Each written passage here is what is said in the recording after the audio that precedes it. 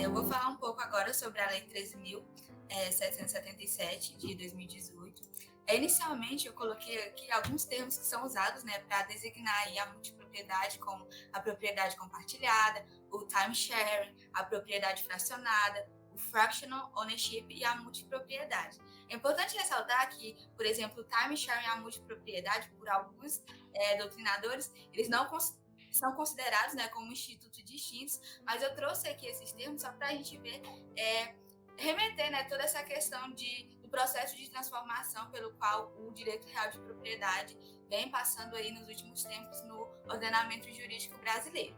E a Lei 13.777, ela veio aí para atestar um modelo jurídico que já vinha sendo admitido pelo mercado imobiliário, pelo mercado hoteleiro, antes mesmo da sua edição, e também para sanar aí as incertezas acerca do Instituto da Multipropriedade. A Lei 13.777, ela alterou o nosso Código Civil, ela acrescentou aí o capítulo 7A, salvo engano, com o título do domínio em multipropriedade. Também alterou a Lei dos Registros Públicos, ela acrescentou o inciso 10º no artigo 176, e ela veio aí para dispor sobre o regime jurídico da multipropriedade e o seu registro.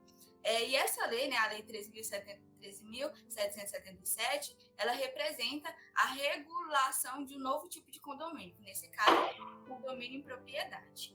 Agora eu vou falar um pouco sobre o Instituto da Multipropriedade e da instituição da multipropriedade.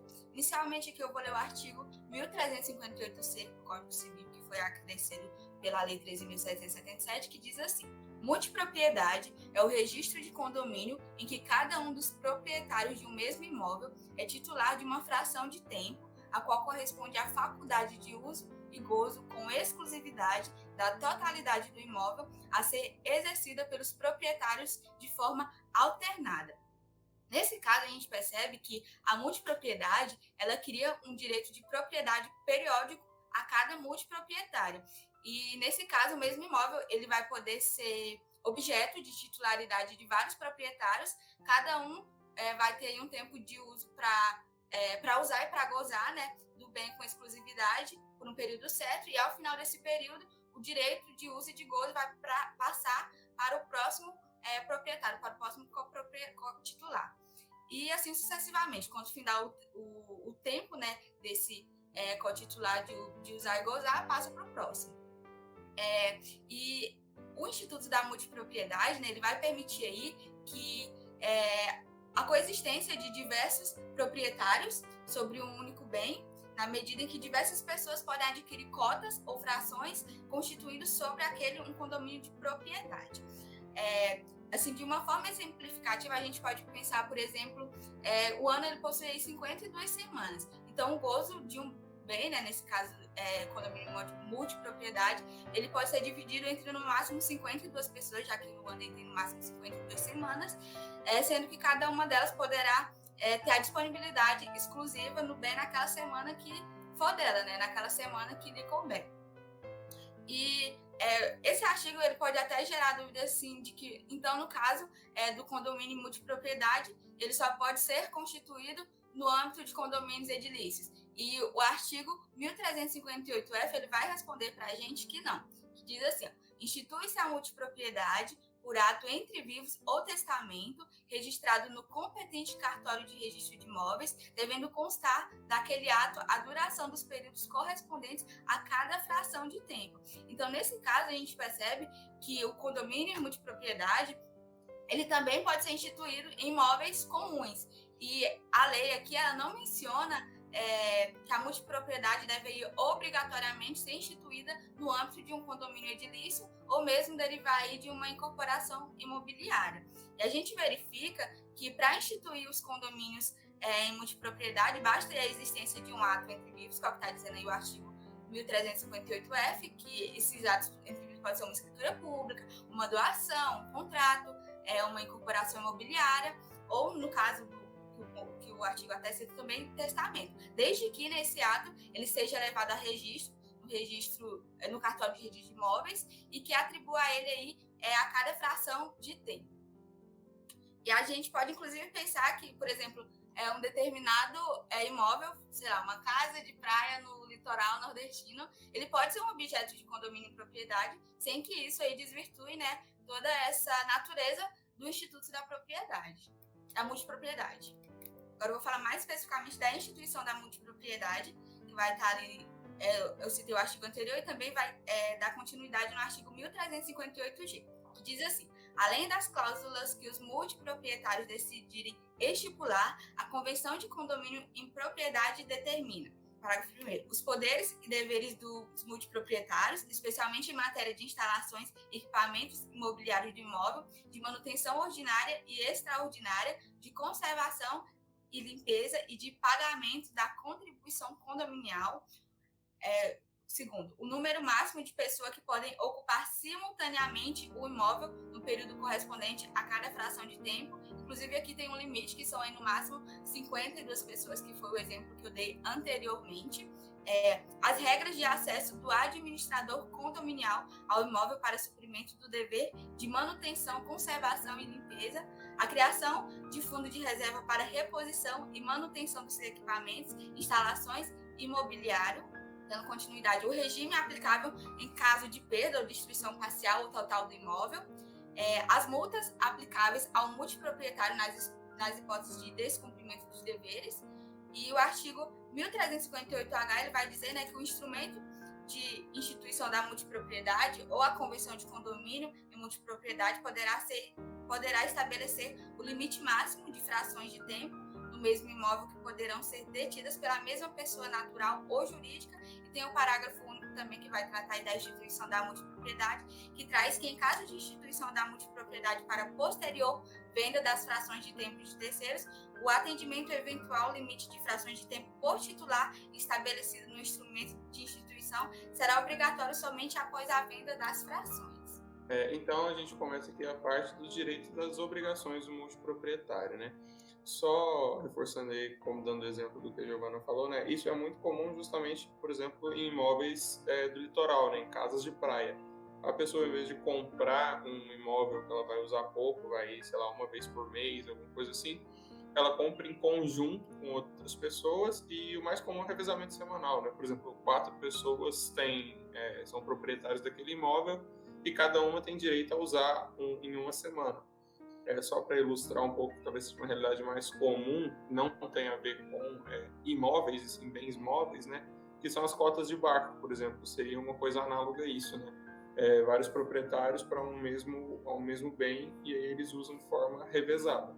Na multipropriedade, assim como no condomínio edilício, existem obrigações por parte do multiproprietário em relação à sua unidade. E aí esses direitos e obrigações eles estão descritos dos artigos 1358I até 1358K. Já falando que, na verdade, é o último artigo, 1358K, mas colocando ele aqui no início para a gente entender, são equiparados aos multiproprietários os promitentes compradores e os cessionários de direitos relativos a cada fração de tempo. Ou seja, os promitentes compradores são aqueles, né, que já têm um acordo, vamos dizer, não são pessoas que simplesmente querem comprar, que já manifestaram interesse, têm um instrumento para tal, são como se fossem pessoas que ainda não compraram, mas que vão efetivamente comprar o bem. E os cessionários de direitos são aqueles para quem os direitos de uso foram cedidos, né? Então eles vão ter as mesmas responsabilidades do multiproprietário no que diz respeito às obrigações e aos direitos. Os direitos que estão dispostos no artigo 1358I. Tanto os direitos quanto os deveres, aqui essa questão é uma parte um pouquinho longa, mas muito prática, né? Não é uma coisa muito teórica, muito aprofundada, são mais questões que estão realmente dispostas na lei. Então, aqui, segundo esse artigo, são direitos do multiproprietário, além daqueles previstos no instrumento de instituição e na convenção de condomínio e multipropriedade, ou seja, existem esses direitos e podem ser previstos outros direitos dentro da convenção de condomínio e no instrumento de instituição, mas os que a lei já coloca como básicos e obrigatórios, né? Usar e gozar durante o período correspondente à sua fração de tempo do imóvel e de suas instalações e equipamentos imobiliários, ou seja, ele pode usar o bem quando for a vez dele. Ceder a fração de tempo em locação ou comodato. Ele pode alugar a parte dele do imóvel, por exemplo, a semana dele, ele pode ceder para outra pessoa, ou alguém simplesmente sem forma gratuita, né, algum amigo, alguma coisa do tipo, ou ele pode colocar aluguel. Isso é muito comum também nos serviços, por exemplo, Airbnb, esse tipo de coisa, né? E é o direito do proprietário fazer isso, desde que avise, inclusive, né? Alienar a fração de tempo por ato entre vivos ou por causa morte a título oneroso ou gratuito, ou onerável, devendo a alienação e a qualificação do sucessor ou a oneração serem informadas ao administrador.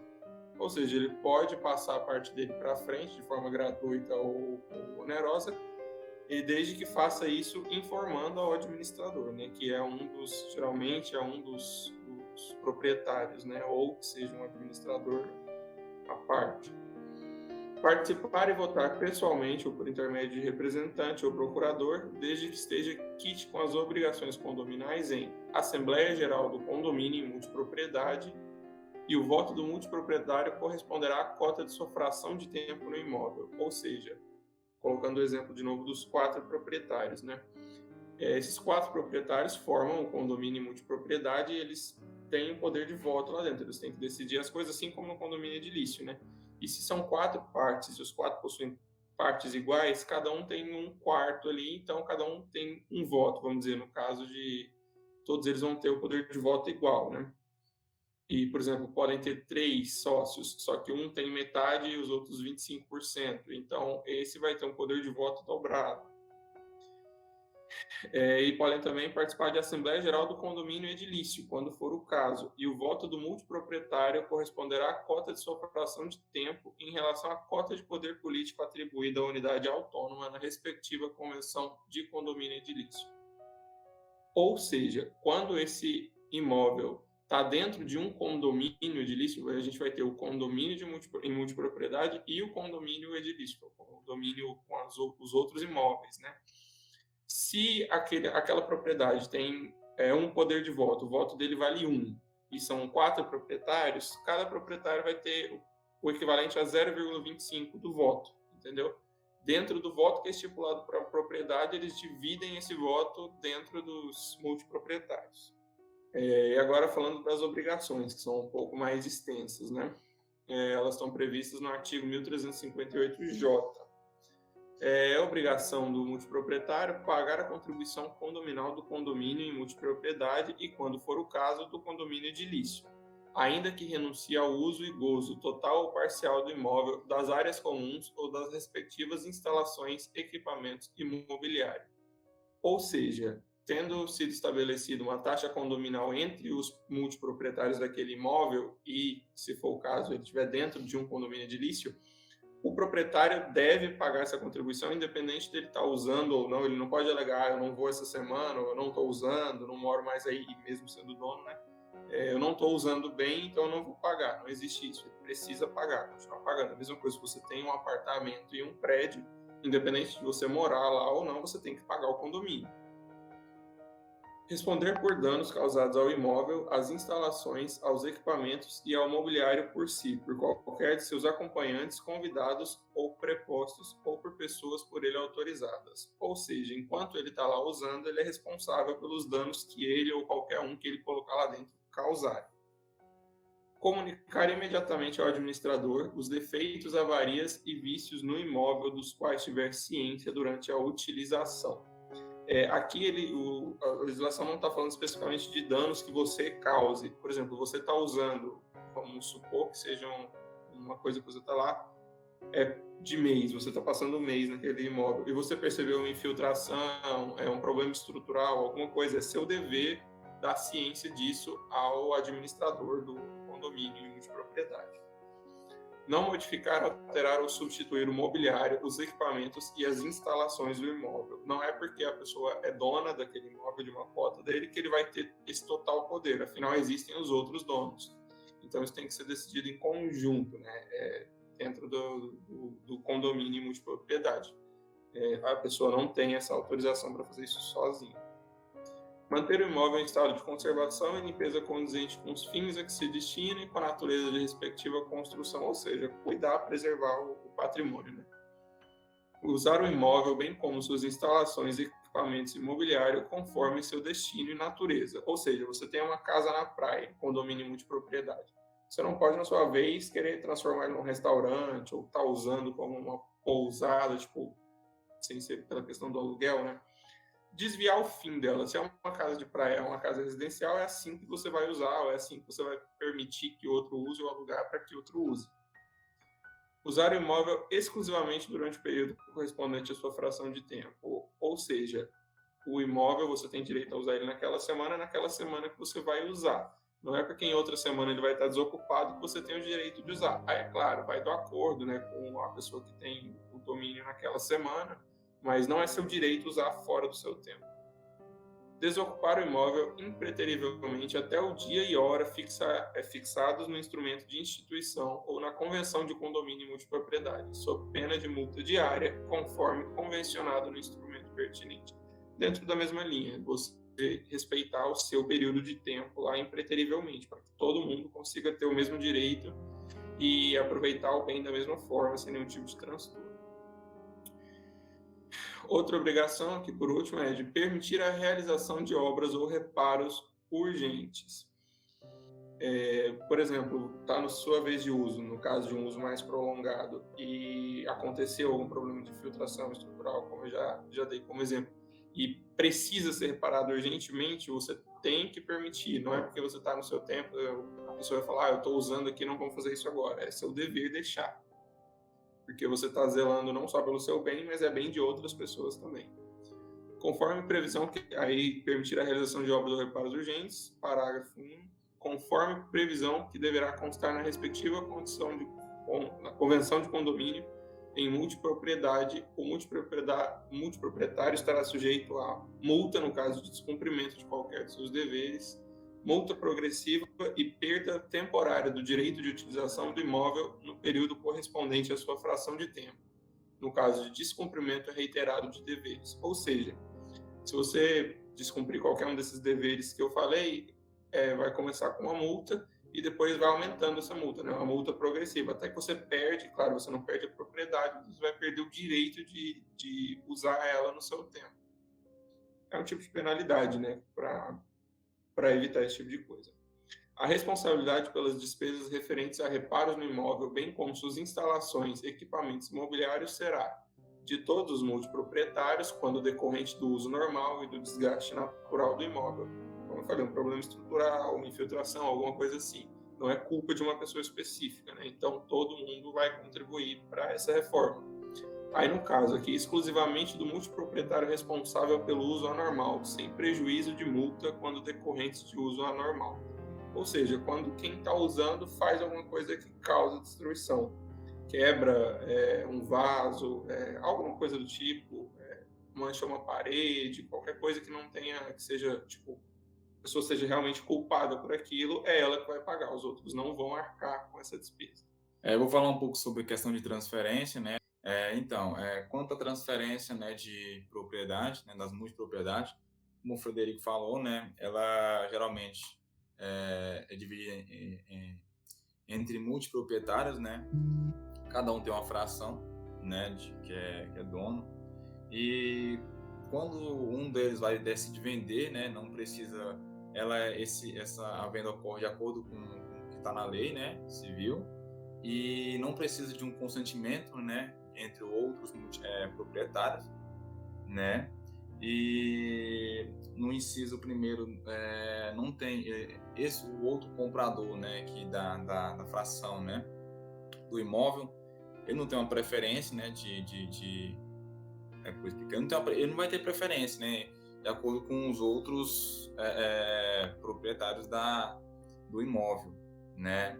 Ele também é responsável, né, por manter o imóvel, né, de acordo com o inciso 5º do artigo 1358J, né, que é manter o imóvel, né, em estado de conservação e limpeza, né, condizente com os fins, né, e igual o Frederico falou, né, se de acordo com a extrapolação que a pessoa vem causando ao imóvel, né, vai se gerando multas, né, até que chega um ponto que ele não possa mais usar, né, o imóvel.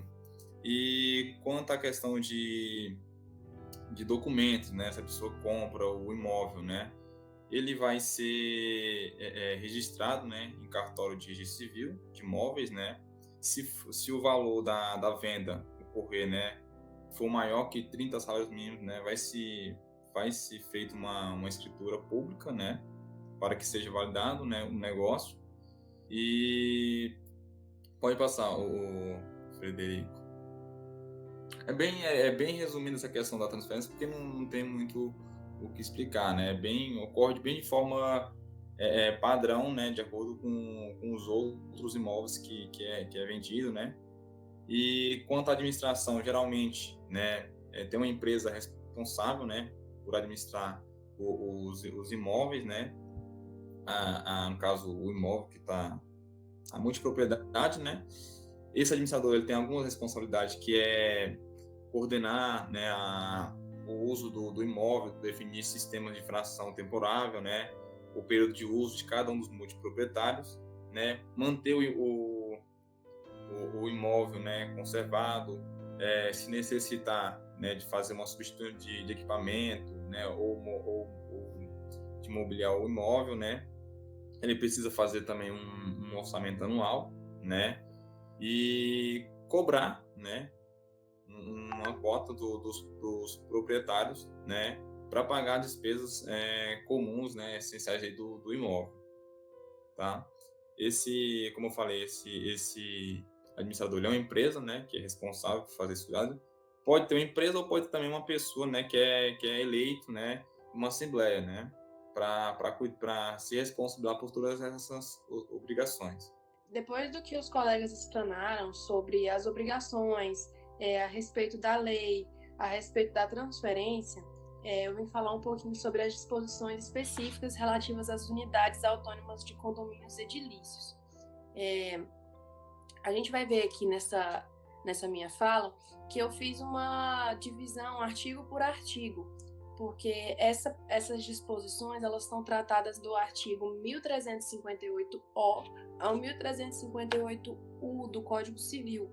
Então, falando um pouquinho desse primeiro artigo que nós temos aqui, o artigo 1358, ele explica que o condomínio edilício pode adotar um regime de multipropriedade, em parte dele ou em sua totalidade de unidades autônomas, contendo previsão no instrumento de instituição ou deliberação da maioria absoluta dos condôminos. Ou seja, um condomínio edilício pode escolher em metade, por exemplo, de suas unidades autônomas serem de regime de multipropriedade ou em sua totalidade. Porém, precisa que junto com essa escolha tenha uma previsão indicando que tal fato no instrumento de instituição ou pela maioria absoluta dos condôminos. No parágrafo único deste mesmo artigo, o legislador fez um paralelo com a Lei 4.591, de 16 de dezembro de 1964, visto que a iniciativa e a responsabilidade para a instituição do regime da multipropriedade são atribuídas aos mesmos condôminos e terão de ser observados os mesmos requisitos que estão indicados no artigo 31, a linha A, B e C, e o parágrafo 1º da Lei 4.591/64. Já o artigo 1358-P, ele especifica na hipótese do artigo 1358-O a Convenção do Condomínio Edilício, que deve, entre outras disposições, especificar quais as unidades sujeitas à multipropriedade, quais as frações de tempo de cada unidade, qual a forma de rateio das contribuições condominiais, as quais serão, na ausência de previsão em sentido diverso e proporcionais, a fração de tempo, quais são as despesas ordinárias de rateio obrigatório e quais são os órgãos de administração da propriedade. O artigo 1358-Q trata do regimento interno do condomínio edilício em que tiver multipropriedade, que precisará estipular algumas regras, os direitos e a forma de utilizar as áreas comuns pelos multiproprietários e os direitos e obrigações do administrador, também como será o acesso ao imóvel para o cumprimento do dever de manutenção, conservação e limpeza. Basicamente, esse artigo 1358-Q, ele trata de tudo que o Frederico falou, das obrigações, direitos e obrigações do multiproprietário, porém nesse caso específico do condomínio edilício. Através do artigo 1358-R, a lei estabelece que todo regime da multipropriedade terá necessariamente um administrador profissional e que esse administrador ficará responsável pelas unidades autônomas, sendo que o administrador será mandatário legal de todos os multiproprietários. e também terá a possibilidade de modificar o regimento interno quanto aos aspectos estritamente operacionais da gestão da multipropriedade do condomínio edilício. Então, basicamente, não basta ser um administrador eleito por uma comissão de moradores. Ele precisa necessariamente ser um administrador profissional que tenha todos os atributos para poder administrar da forma correta esse tipo de condomínio.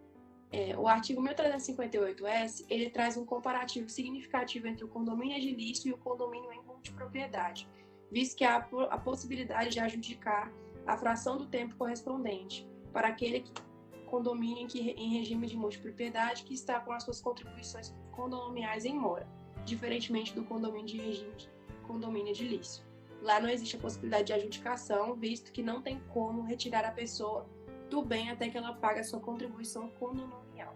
E bom, depois dessa análise das regras em relação de multipropriedade, a lei estabeleceu em seu penúltimo artigo, em que trata a respeito das relações autônomas de condomínio edilício, ela prevê no seu artigo 1358-T e o parágrafo único o seguinte: o multiproprietário somente poderá renunciar de forma translativa a seu direito de multipropriedade em favor de condomínios edilícios.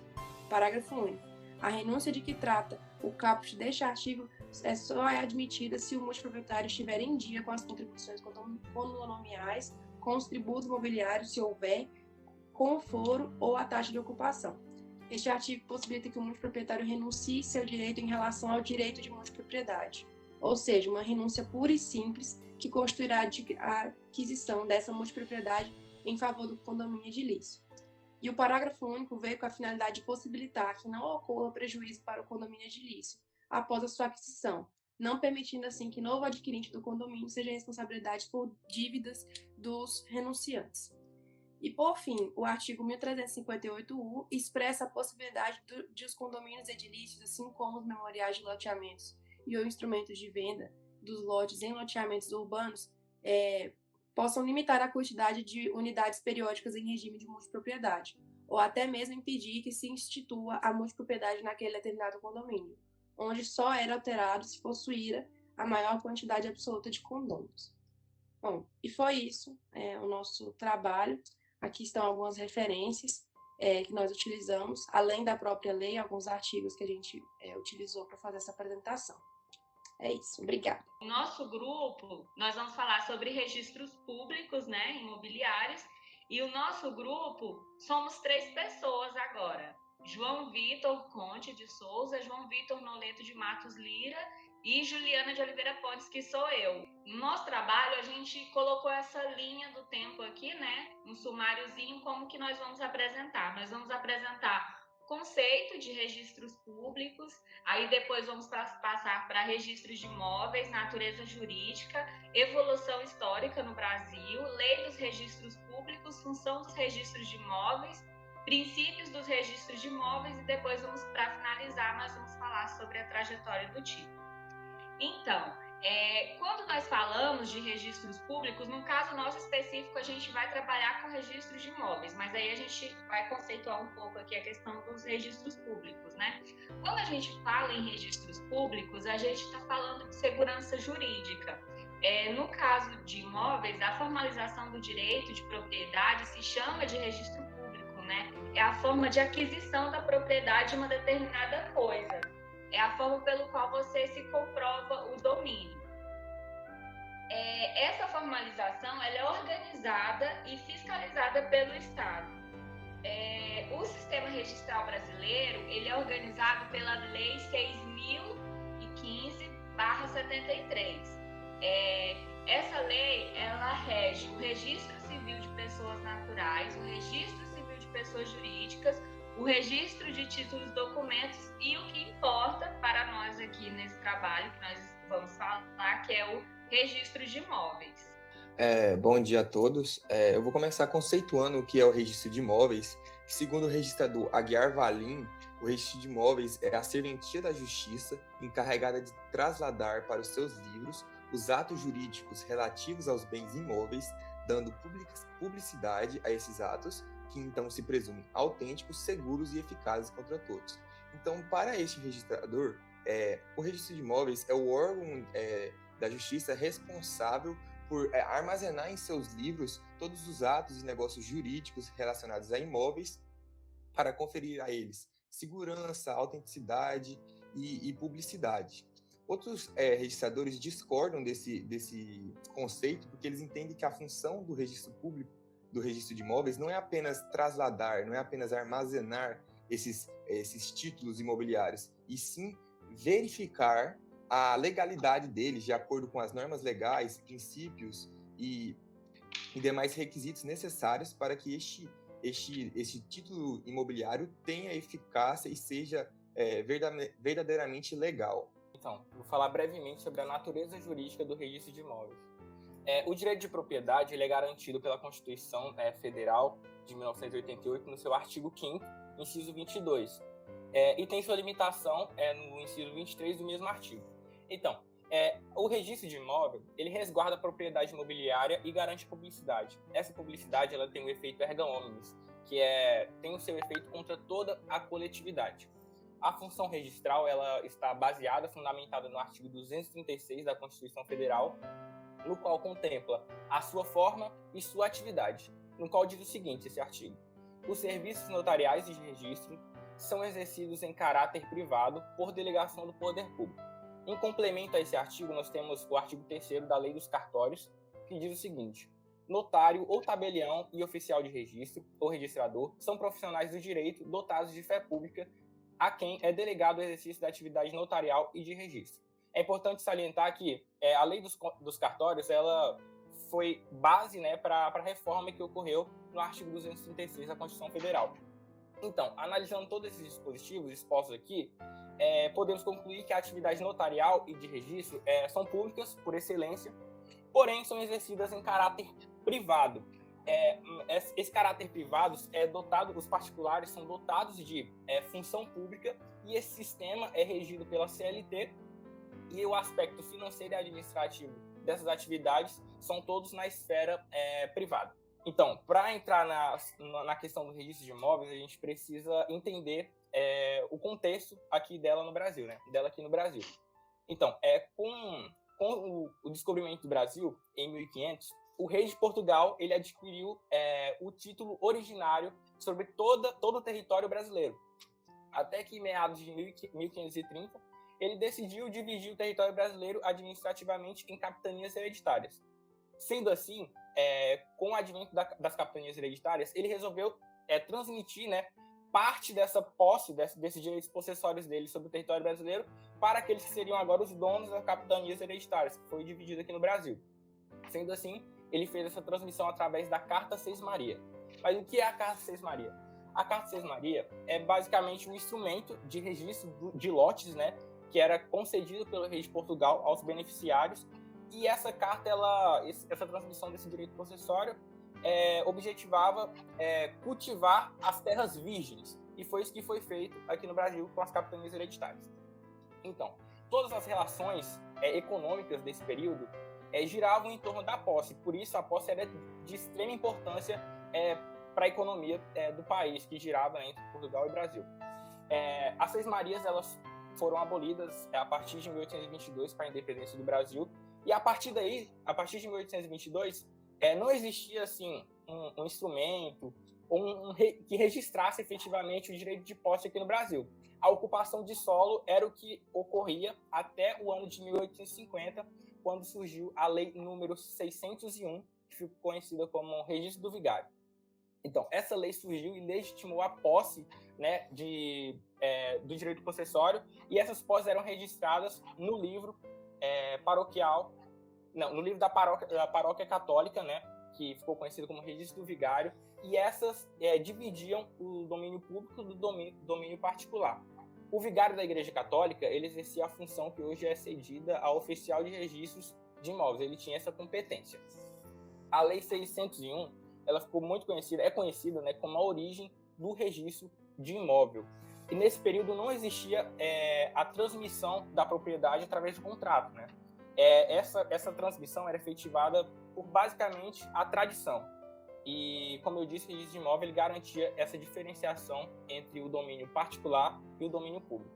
Mas o que é a tradição? A tradição é a simples ou a entrega real ou simbólica da coisa. Isso bastava nesse período para efetivar a transmissão da posse. Então, em 1864, surgiu a lei número 1237, que criou o Registro Geral, sendo o embrião do registro de imóveis. Isso porque ela trouxe uma atualização muito importante, porque foi nela que deixou de transmitir através da tradição e passou a transmitir através da transcrição. Ou seja, a partir de agora, para efetivar essa posse, você teria que registrar, teria que ter algo registrado para efetivar o domínio dessa propriedade. Passando aí, então, ela foi substituída pelo decreto número 169A, no ano de 1890, porém ela não trouxe muitas alterações. Uma das coisas que ela introduziu foi a questão de, no contrato, antes da transcrição, ela só conferia direitos pessoais aos contratantes e ela não teria a competência de declarar a propriedade ainda. Com o surgimento, passando o tempo, com o surgimento do Código Civil de 1916, que entrou em vigor em 1917, foi consagrado a questão a propriedade imóvel só se adquire pelo registro, ou seja, quem não registra não é dono. Para você ser dono juridicamente de algo, de uma propriedade, você tem que registrar. Isso foi bem feito no Código Civil de 1916. E em 1973 surgiu a lei mais importante aqui, que já a gente vai citar, que é a Lei 6.015, que é a Lei dos Registros Públicos. Essa lei ela reuniu os princípios do registro de imóvel e também criou a figura da matrícula, além de denominar os aspectos geográficos do registro de imóvel e a descrição das alterações causadas através da averbação. Antes de continuar, é importante a gente diferenciar matrícula de registro e também de averbação. A matrícula vai ser citado mais à frente, mas a matrícula é um protocolo, que um imóvel ele recebe um número que vai diferenciar ele dos demais, ou seja, é o que individualiza o imóvel. O registro é o nascimento do direito de propriedade e a averbação é basicamente a mudança ou a extinção do direito. A mudança pode ser exemplificada por quando você vende um imóvel e o nome do proprietário deve mudar, e a extinção pode ser a demolição do imóvel, por exemplo. Voltando, a lei número 6.015 de 1973 foi um marco, pois dividiu os atos dos registros de imóveis em dois grandes grupos, o de registro e a averbação. Também trouxe o princípio da territorialidade, onde cada município tem o seu registro imobiliário competente, isolado dos demais, e tem competência para atuar ali.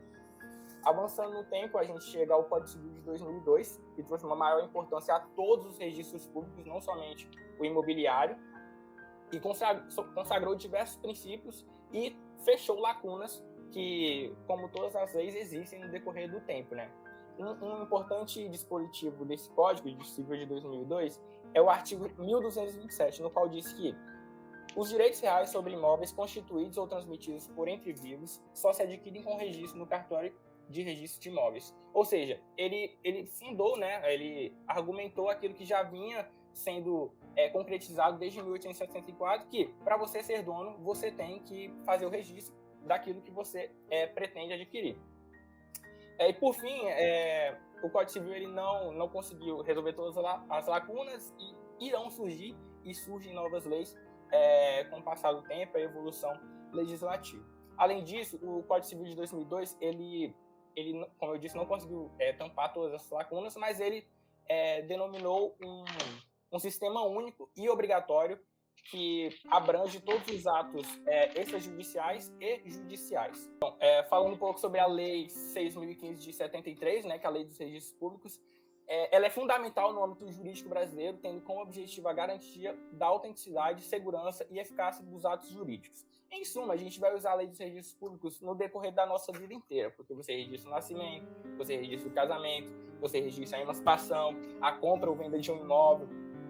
Basicamente vai ser utilizada no decorrer da nossa vida. Então essa lei se torna muito importante para o indivíduo. O texto legislativo da Lei 6.015, ela traz as diversas classificações dos registros públicos, mas só nos interessa aqui aquelas que abrangem os registros de imóveis. E essas tratativas do registro de imóveis estão no título 5 dessa lei e estão dispostas entre o artigo 167 ao artigo 288 e divide essa questão em 11 capítulos. Aí nós temos o capítulo que trata das atribuições, né, que basicamente diz respeito às ocasiões em que ocorreram a inscrição, transcrição, averbação, passando para o capítulo da escrituração, que trata dos diferentes livros de registro, né, porque temos um livro somente para protocolo, que é o número da matrícula, temos os livros que tratam de loteamentos gerais diversos, entre 8, são 8 livros no total, se não me engano. Temos o processo de registro, que trata da trajetória do título, que vai ser explicado melhor à frente, das pessoas que dizem respeito àquelas que são possibilitadas de fazerem esses registros, né, tendo qualquer pessoa interessada, dos títulos, que trata do que é admitido unicamente para fazer esse registro, como a escritura pública, a escritura particular, os mandados, a matrícula, que, como eu disse, é o que individualiza o imóvel, passando pelo registro, a averbação e cancelamento, que diz respeito aos casos de mudança, modificação ou extinção, e o cancelamento, que pode ser parcial ou total por qualquer parte interessada, o bem de família, que necessita da escritura pública, a remissão do imóvel hipotecado e também o registro torrens, né, que oferece ao proprietário de imóvel rural a presunção absoluta do domínio, desde que esteja registrado, né, no sistema comum obrigatório que foi concedido pelo Código Civil de 2002. Então, agora falando um pouco da função do registro de imóveis,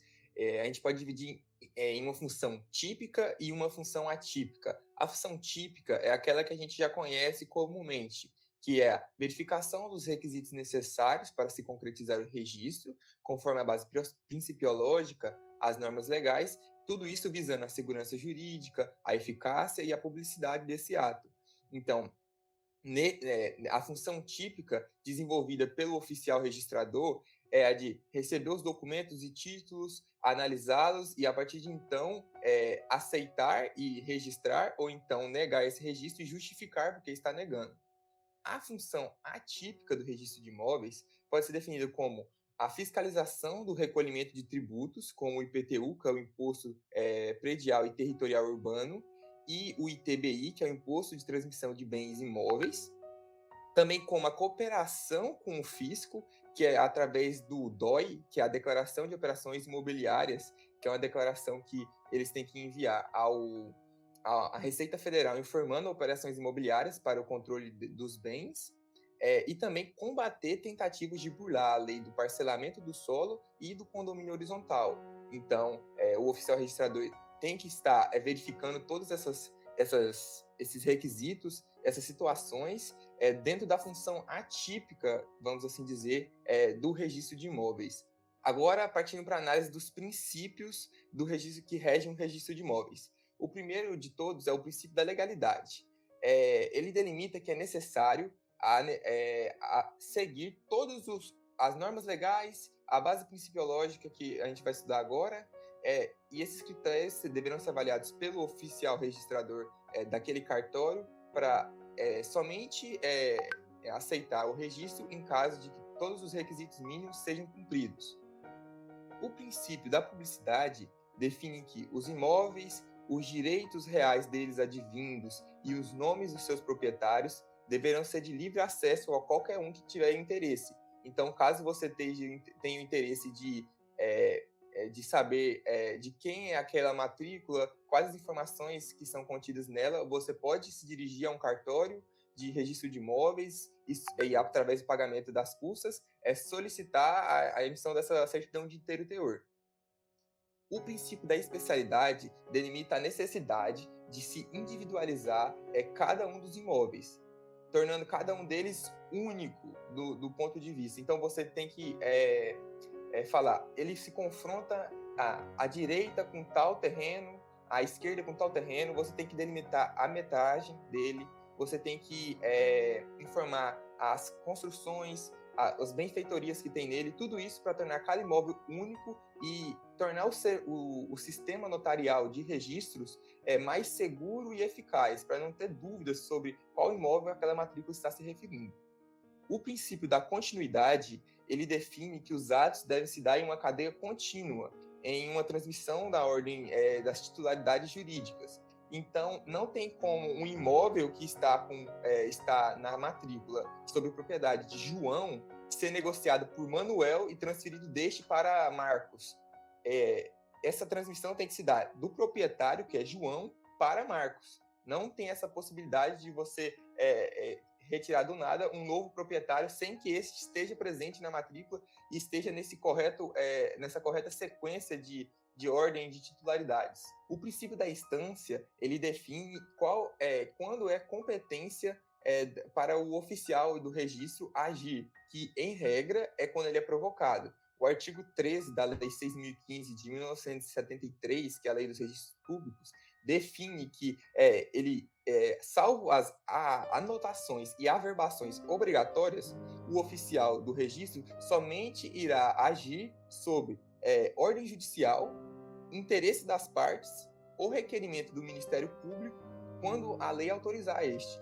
Então, em regra, o oficial registrador somente irá atuar através de requerimento, de ordem judicial e de pedido do Ministério Público.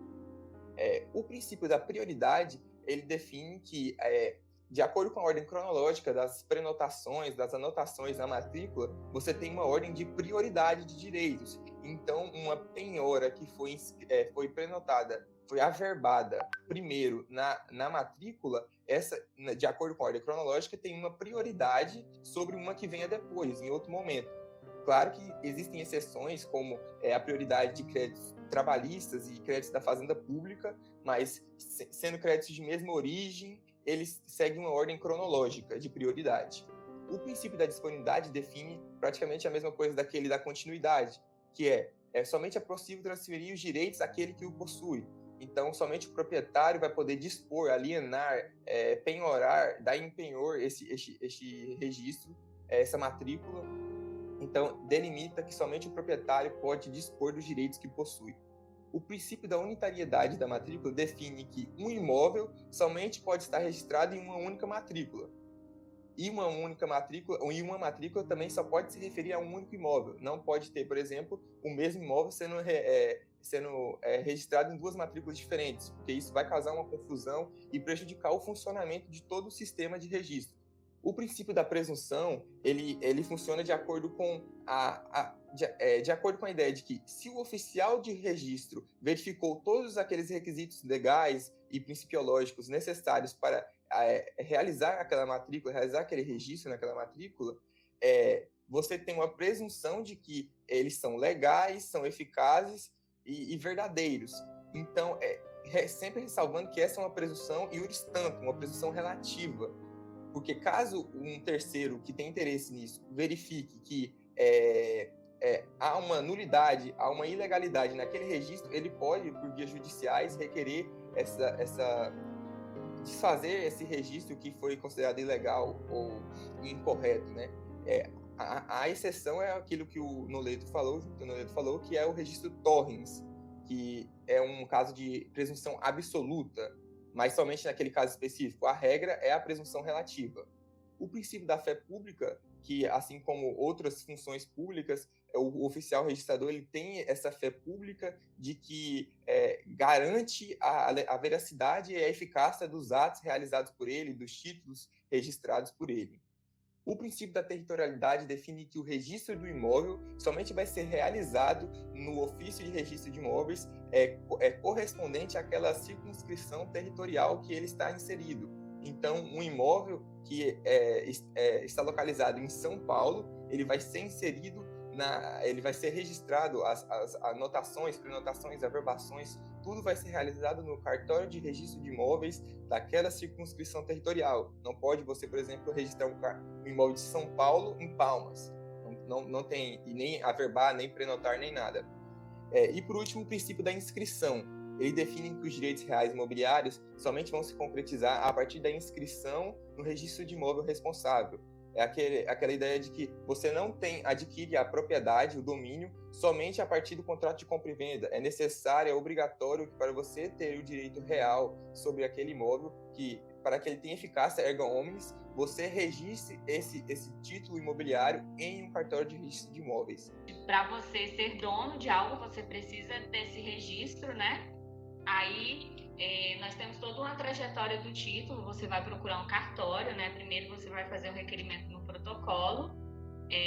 Aí vão te dar uma numeração que determina a prioridade do título e preferência do direito. Vai ter um cadastro que vai ter identificação das partes que constam do título junto ao cartório. Vai ter a fase da qualificação, né? A análise da viabilidade jurídica do título. Essa qualificação ela pode ser negativa ou positiva. Depois tem o registro. Nessa etapa são realizados os lançamentos dos atos nas matrículas dos imóveis. A conferência. Nessa etapa é realizada a conferência dos atos lançados. A finalização, que nessa etapa é realizada a impressão do ato e a entrega do título, que é a disponibilização do título para retirada. Aqui estão as referências que nós utilizamos para o nosso trabalho. E essas são as questões legais para você conseguir o registro do seu título, né? Você só passa a ser dono daquele imóvel, do imóvel, a partir do momento que você tem esse registro público. Sem esse registro, você não é qualificado como dono.